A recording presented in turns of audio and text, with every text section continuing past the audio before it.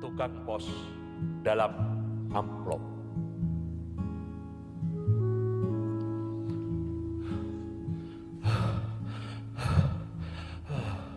Aku mengayuh sepedaku dengan terengah-engah mendaki bukit. Sudah berpuluh-puluh tahun aku menjadi tukang pos, pengantar surat yang tidak pernah mendapat surat. Namun baru kali inilah aku harus mengantarkan surat ke suatu alamat yang begitu jauh, seolah-olah berada di ujung dunia. Sudah 40 hari 40 malam aku mengayuh sepedaku nyaris tanpa henti sebelum akhirnya sampai ke Bukit Kapur ini.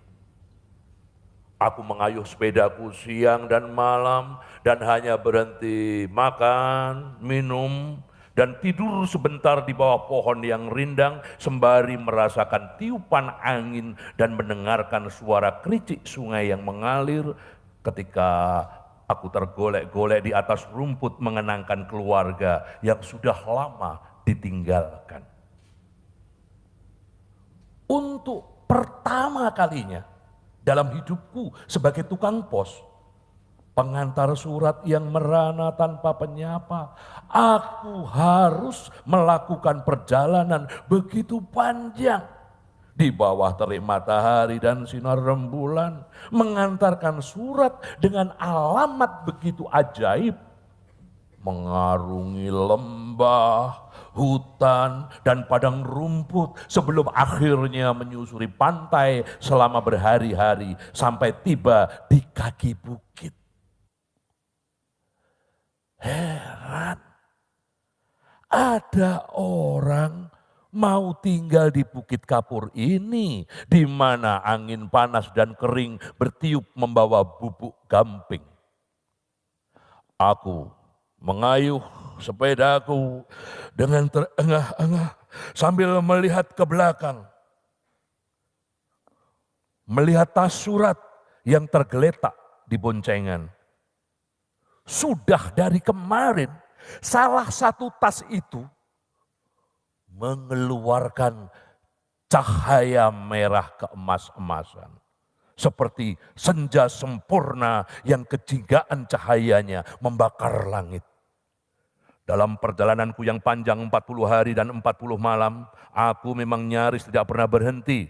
Pada malam hari pun tidak tidur, mengayuh sepeda sepanjang malam di jalan tol tanpa ujung di bawah sinar rembulan yang kebiru-biruan. Tetapi aku selalu berhenti apabila senja menjadi sempurna. Berpuluh-puluh tahun dalam kehidupan manusia yang fana, sangatlah mungkin ada seseorang yang tidak pernah merasa senja itu ada. Namun aku bukan orang seperti itu. Memang senja seringkali juga begitu-begitu saja, tanpa cahaya merahnya yang kejingga-jinggaan, dengan hamparan mega-mega yang terbentang dalam sepuan keunguan, sehingga tampak bagaikan kapas yang dicelup warna ungu muda, tanpa lempengan matahari raksasa yang tenggelam ke balik cakrawala dengan geletar yang membuat udara bergelombang dan perasaan menjadi rawan. Bagiku, menghayati senja sama pentingnya dengan berdoa di dalam kuil.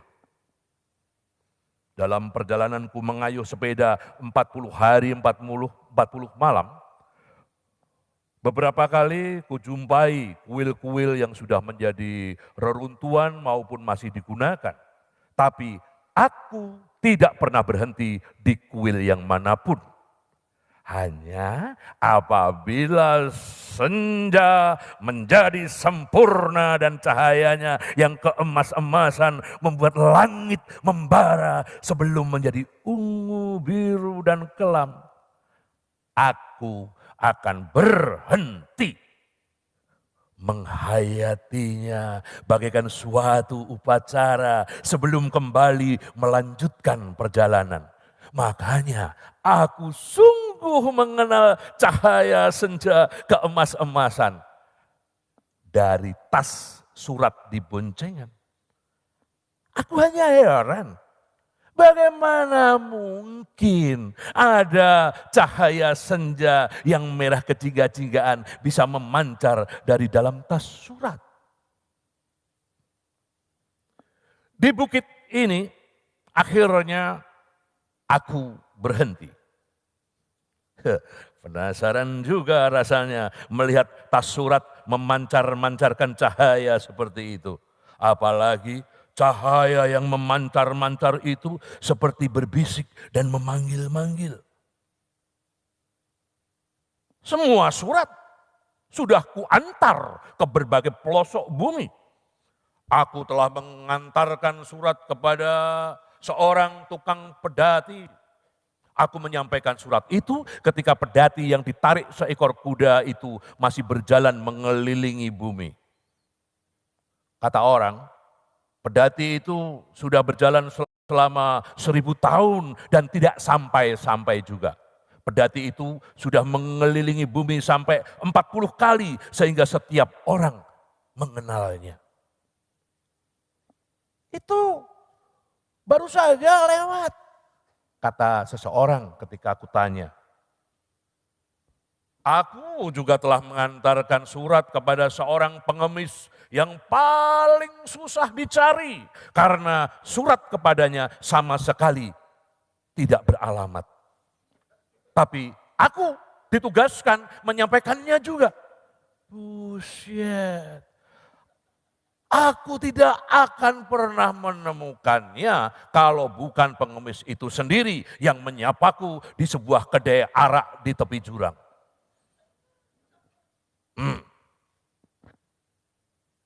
Kau bawa surat untukku, katanya mantap. Ku ambil suratnya.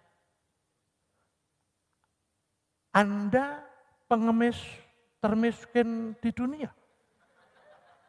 Iya, itulah aku. Kulihat pengemis termiskin di dunia itu. Ia tidak punya tangan, tidak punya kaki, tidak punya hidung, dan tidak punya mata, tetapi ia ditandu 4 perempuan pengemis yang jelita. Letakkan di sini, katanya sambil membuka mulutnya. Kuletakkan surat itu di mulut yang lantas menggigitnya. Kemudian aku juga membawa surat-surat untuk para pelacur dalam perahu. Aku menunggu perahu mereka lewat di kelokan sebuah sungai sampai 3 hari lamanya sebelum bisa menyampaikan 17 surat mereka. Kini tinggal surat yang terakhir yang rasanya tiba-tiba menjadi berat sekali. Anak-anak desa yang sedang mengembala kambing ikut berkerumun ketika aku mengambil surat dari dalam tas di boncengan. Cahaya, cahaya, cahaya, teriak mereka. Mereka berkumpul dan menatapku dengan mata bertanya-tanya. Ku ambil amplop itu. Berat juga untuk ukurannya, malah berat sekali. Heran, aku bisa kuat membawanya selama ini. Rupa-rupanya ada celah yang terbuka. Petugas Federal Express di kota di mana pelangi tidak pernah memudar itu kurang teliti merekatkan penutup amplop. Payah. Itulah kalau kerja sudah menjadi rutin, tidak terpikir bahwa surat bukanlah sekedar surat. Sebuah surat adalah pesan, kandungan rohani manusia yang mengembara sebelum sampai tujuannya. Sebuah surat adalah sebuah dunia di mana manusia dan manusia bersua. Itulah sebabnya sebuah surat harus tertutup rapat. pribadi dan rahasia dan tak seorang pun berhak membukanya. Masalahnya surat ini sekarang sudah terbuka dan aku yang dengan tidak sengaja menengok ke dalamnya bagaikan langsung tersihir. Awas pak, jangan masuk, itu senja. Anak-anak berteriak. Aku tidak ingin masuk, tapi aku tersedot ke dalamnya. Seperti mimpi saja rasanya. Tiba-tiba aku sudah berada di dalam amplop dan berenang seperti ikan. Ternyata amplop ini memang berisi senja. Sepotong senja di mana terdapat matahari yang sudah terbenam separuh di cakrawala. Tetapi di dalam amplop semesta adalah air dan aku menjadi ikan yang bisa bernapas dengan insang. Aku menjadi manusia ikan. Sekarang aku tahu bahasa ikan. Di dalam dunia air aku mendengar banyak sekali suara-suara yang setelah ku perhatikan ternyata adalah kata-kata. Ikan-ikan adalah mereka bertukar kata dengan puisi yang tak terjemahkan dalam bahasa manusia. Samudra mengenangi semesta, matahari senja yang terbenam separuh dan tidak turun-turun itu karena pergerakannya terhenti ketika senja ini terpotong. Juga terbenam dan cahaya senjanya yang kemerah-merahan membuat dasar lautan ini menjadi jingga. Aku berenang di dalam lautan jingga dan melihat segala hal yang biasanya tampak di muka bumi terendam air. Gunung gemunung, gedung-gedung, dan jalan raya tampak berkilat keemasan di dalam air yang jingga. Membuat segalanya serba baru dan mengherankan. Aku jadi ngeri. Bagaimanakah surat ini nanti akan diterima? Aku meluncur di dasar lautan seperti ikan menuju matahari yang membuat segala-galanya menjadi jingga.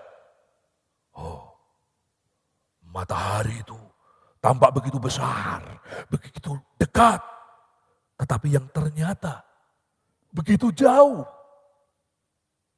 Apakah matahari di dalam lautan ini sama jauhnya seperti yang terlihat di atas bumi? Kalau memang begitu, pastilah air lautan ini banyak sekali memenuhi ruang angkasa sampai menenggelamkan matahari dan bintang-bintang dari segenap galaksi. Buset, dunia telah dikuasai ikan dan aku menjadi manusia ikan di dasar lautan dalam amplop.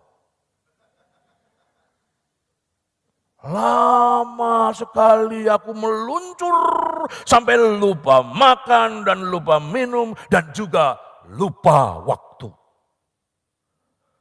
Aku tak tahu berapa lama dan berapa jauh aku sudah meluncur. Aku hanya melihat matahari di dasar lautan yang masih juga terbenam separuh itu tidak pernah menjadi lebih dekat. Aku meluncur seperti ikan bersama ikan maupun sendirian mengarungi lautan.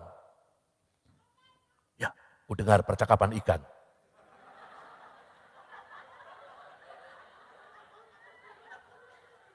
Ku dengar nyanyian ikan. Ku dengar bisik-bisik ikan. Ku dengar rintihan ikan. Ku dengar jeritan ikan. Ku dengar derita ikan. Astaga. Apakah kita tidak bisa sekedar agak menjauh sedikit dari penderitaan? Nun di kejauhan, kulihat ikan paus merah yang bersimbah darah itu merintih seperti sesuatu yang pernah kukenal. Aku berhenti, mencoba mendengar lebih jelas. Dan kudengar semakin banyak suara yang seperti kukenal. Aku menyelam lebih dalam. Dasar lautan telah menjadi begitu terang dan berkilat keemas-emasan karena matahari yang terbenam itu. Aku terus menyelam semakin dalam dan semakin dalam sampai bisa kutemukan bahwa suara-suara itu ternyata berasal dari Candi Borobudur. Aku berenang di antara stupa-stupa berlumut dan menyaksikan bahwa patung-patung batu yang bersemadi itu ternyata bersuara seperti doa. Tapi entahlah itu doa atau mantra atau gumam atau sekadar suara-suara. Jadi inilah suara-suara yang dibawa cahaya dan kudengar di atas sana. Apa jadinya bila amplop ini dibuka? Kujelajahi sisa-sisa peradaban manusia di dasar laut. Kuhapus lumut yang menutupi prasasti-prasasti terpendam dan kubaca sejarah seperti yang pernah berlangsung di muka bumi. Dan di dalam air itu, aku menjadi sangat sedih. Aku mungkin menangis, tapi aku tidak bisa mendengar suaraku sendiri. Air mataku bercampur air laut, sehingga air mata tidak mempunyai makna lagi. Aku berenang-renang di antara ikan, di dalam kota-kota cahaya di dasar laut yang masih utuh, seperti ketika belum terendam. Ku tengok ke atas, tidak ada permukaan air. Semesta adalah dunia air.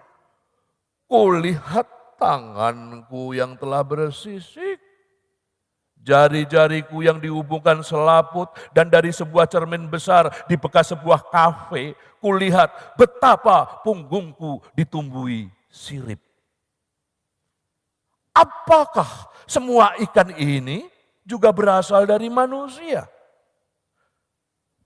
Di bawah ketiakku tumbuh selaput yang membuat aku bisa mengepak seperti ikan pari. Kurasa aku betul-betul menjadi manusia ikan. Ya, mungkin sudah lama sekali, tapi mungkin juga baru sebentar. Entahlah apa waktu masih penting sekarang ini dan apakah masih bisa dihitung. Aku hanya tahu bahwa aku beranak pinak dengan cepat sekali. Aku kawin dengan seekor ikan lumba-lumba dan melahirkan spesies baru. Anak-anakku menjadi makhluk air yang mempunyai kecerdasan, sehingga dimungkinkan membangun kembali sebuah dunia yang beradab di dalam air. Kota-kota cahaya yang dahulu dibangun manusia mulai dihuni oleh keturunan anak-anakku yang mengawini ikan-ikan lain juga. Kami bangsa baru di dalam air berkembang biak dengan sangat cepat. Aku sudah menjadi ikan sepenuhnya, suatu jenis ikan yang belum pernah ada di dunia. Tubuhku bersisik, punggungku bersirip, tanganku seperti gabungan sayap kelelawar dan ikan pari, kakiku disatukan selaput, sementara kepalaku melonjong seperti ikan, tapi tetap berunsur manusia. Mataku, syukurlah, tetap mengenal cahaya senja. Kepada keturunanku, kuriwayatkan sejarah manusia di muka bumi yang dengan segala kelebihannya dari segala makhluk lain tak pernah mampu menahan dirinya menjadi penghancur. Bangsa kami terheran-heran tak mengerti jika mendengar kisah manusia. Mereka tidak bisa membayangkan betapa mungkin manusia menghancurkan hutan, mengotori laut, menyantap makhluk-makhluk lain, dan membantai sesamanya tanpa perasaan. Mereka tak mengerti betapa mungkin manusia menjadi begitu jahat dan dengan kecerdasannya hanya merusak semesta yang suci. Demikianlah. Di dasar laut yang selalu bercahaya keemas-emasan seperti senja ketika matahari terbenam. Terbangun sebuah peradaban yang mencoba belajar dari kesalahan manusia. Berjuta-juta spesies makhluk air baru berdasarkan berbagai persilangan membangun dunia beradab yang melanjutkan tujuan-tujuan manusia. Aku suka menjelajah di kota-kota bercahaya keemasan di dasar laut atau meluncurkan diri ke galaksi dalam semesta yang hanya berisi air. Segala bintang terendam air, semesta adalah air, dunia adalah air yang bergelimang dengan cahaya senja dari matahari yang terbenam separuh.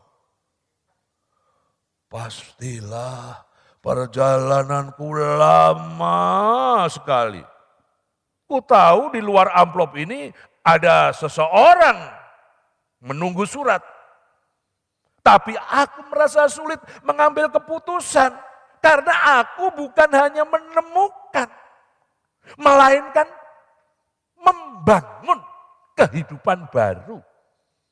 Kalau aku keluar dari amplop, aku hanya akan kembali menjadi tukang pos yang harus mengantarkan surat ke sana kemari. Lagi pula aku tidak tahu jalan kembali. Dari semesta air ini, aku tidak melihat sesuatu yang merupakan jalan keluar. Sembari berenang di antara bintang, aku terkenang kehidupanku sebagai tukang pos maupun keluargaku yang kutinggalkan. Apakah yang terjadi dengan duniaku selama aku menjadi manusia ikan? Air mataku titik.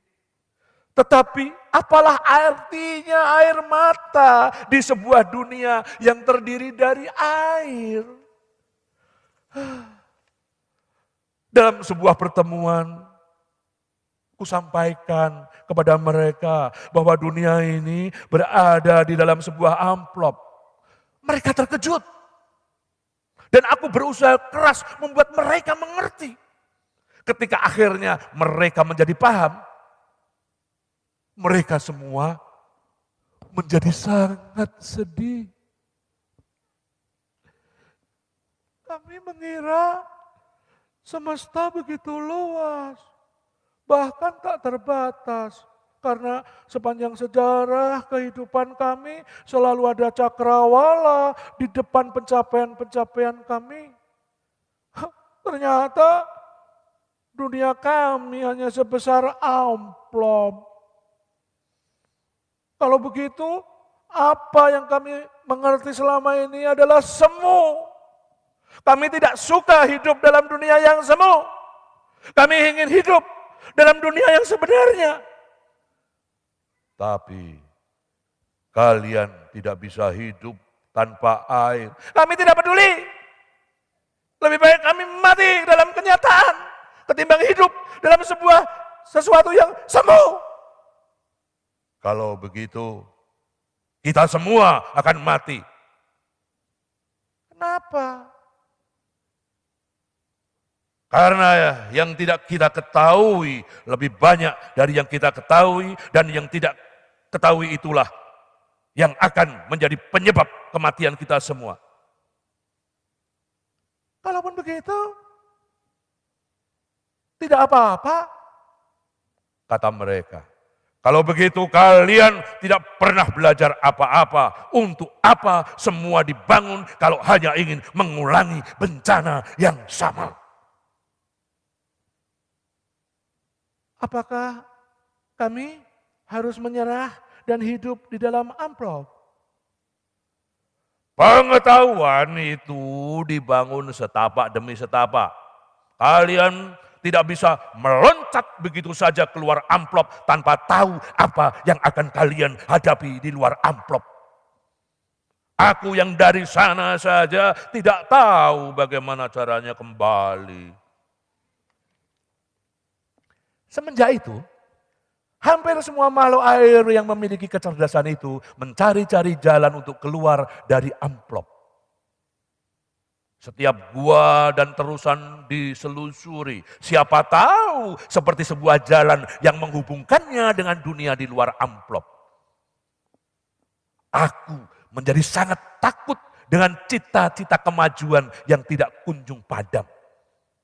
Aku pergi ke Candi Borobudur dan melihat patung-patung batu di dalam stupa masih bergumam seperti mendengungkan mantra-mantra.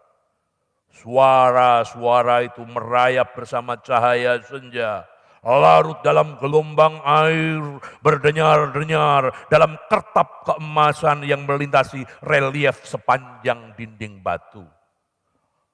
Makhluk-makhluk air keturunanku suka bersiarah ke Borobudur. Candi itu dipenuhi ikan-ikan dan menjadi jauh lebih hidup daripada sebelumnya. Aku ingin menyampaikan berita ini kepada dunia. Namun bagaimana caranya? Aku ingin membuat catatan. Tetapi di dunia air ini kami tidak mengenal huruf. Dan cara kami berpikir sama sekali lain. Percakapan kami berlangsung di dalam pikiran. Karena mulut kami tidak berlidah. Kami tidak bertelinga dan air tidak akan mampu menghubungkan suara-suara kami sehingga terdengar seperti kami menyuarakannya. Aku masih melamun di Candi Borobudur ketika senja tiba-tiba beranjak. Matahari yang terbenam separuh selama berabad-abad itu bergerak kembali. Senja akan berubah menjadi malam. Dunia menjadi gelap dan segalanya akan menjadi lain.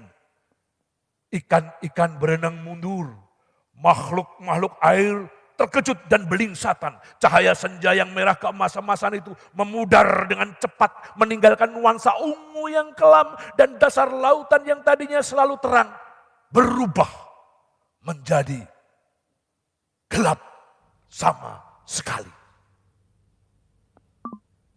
Aku terpaku di tempatku, meraba-raba dinding candi. Di sekitarku hanya kegelapan dan aku tidak bisa melakukan apa-apa. Inilah malam. Apakah esok matahari akan terbit lagi? Aku memejamkan mata. Dunia dalam mataku yang terpejam ternyata lebih terang daripada dunia dengan mata terbuka yang kehitamannya jauh lebih hitam dari hitam yang paling hitam. Dalam dunia dengan mata yang terpejam masih kulihat senja itu.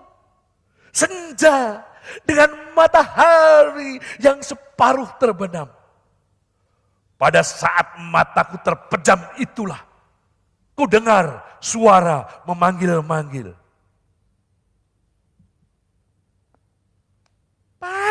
Pak, sudah dibilang kan, jangan masuk ke dalam amplop itu.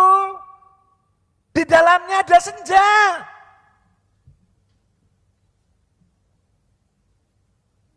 Kulihat orang-orang mengerumuniku. Seragam tukang pos yang kukenakan basah kuyup. Aku tergeletak di dekat sepedaku yang tergolek dengan roda berputar. Aku bangkit berdiri, kulihat orang-orang di sekitarku. Mereka menatapku dengan mata berbinar-binar.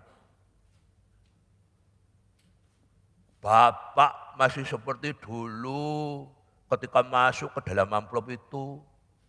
Padahal 10 tahun lamanya Bapak berada di dalam amplop. Bapak tidak bertambah tua. Anak-anak itu sudah menjadi remaja. Mereka belum meninggalkan desa ini. Kulihat amplop itu, kupungut dan kurekatkan kembali tutupnya yang terbuka. Masih ada basah air di dalam bagian luarnya. Kumasukkan kembali amplop itu ke dalam tas surat. Lantas ku berdirikan sepedaku, ku perhatikan sepeda itu agak berubah. Maaf Pak, selama Bapak ada di dalam amplop, sepeda itu kami pinjam untuk main-main. Tidak apa-apa ya Pak. Habis Bapak lama sekali di dalam. Sepeda itu sudah banyak sekali berjasa Pak. Ada perempuan hamil yang diantar pakai sepeda itu. Kedukun beranak di tepi danau. Terima kasih Pak. Dan sekali lagi maaf. Iya Pak. Kami semua belajar naik sepeda, memakai sepeda itu Pak. Terima kasih. Karena maklum Pak, di desa ini kami hanya mengenal kambing dan kerbau. Jadi kami penasaran sekali melihat sepeda Bapak. Tadinya kami mau menunggu Bapak keluar dari amplop. Tapi setelah beberapa hari itu kami tunggu, kami pikir kami bisa memakainya saja Pak. Ya kami percaya Bapak pun tidak akan marah-marah. Bapak lama sekali di dalam. Ya, Bapak tidak tahu jalan keluarnya. Aku tertegun. Apa sebetulnya gampang keluar dari amplop itu?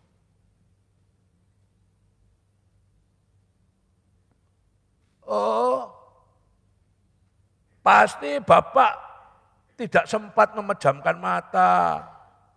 Orang tua kami sering keluar masuk senja, tinggal memejamkan mata saja.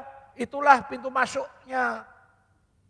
Tapi kami semua tidak tertarik karena sudah kenyang dengan cerita. Kami lebih tertarik main sepeda. Apa Bapak banyak senang di sana?